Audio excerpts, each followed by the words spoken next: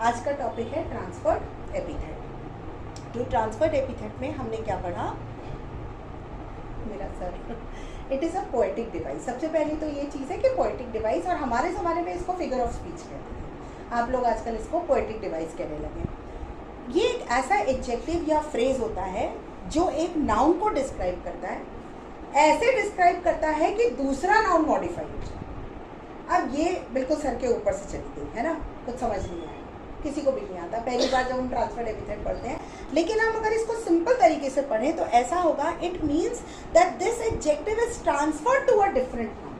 हम एडजेक्टिव लिखते किसी और नाउन के पास हैं, परंतु उसका जो असर है वो दूसरी जगह से हो जाता है। बेसिकली हम एडजेक्टिव को यूज करना किसी और के साथ चाहते हैं, परंतु हम उसको इस्तेमाल करते हैं कहीं और।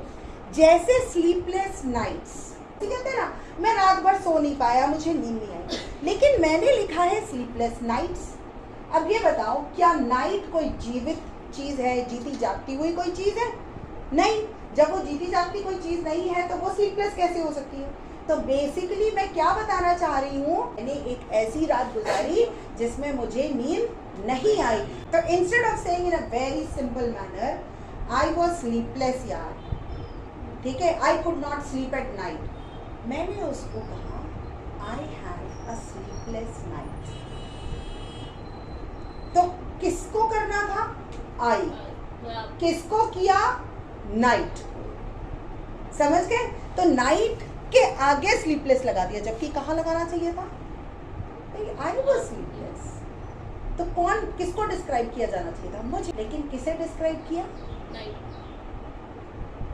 तो ट्रांसफर हो गया मुझसे, हमने कहाँ लिख दिया? नाइट्स पे।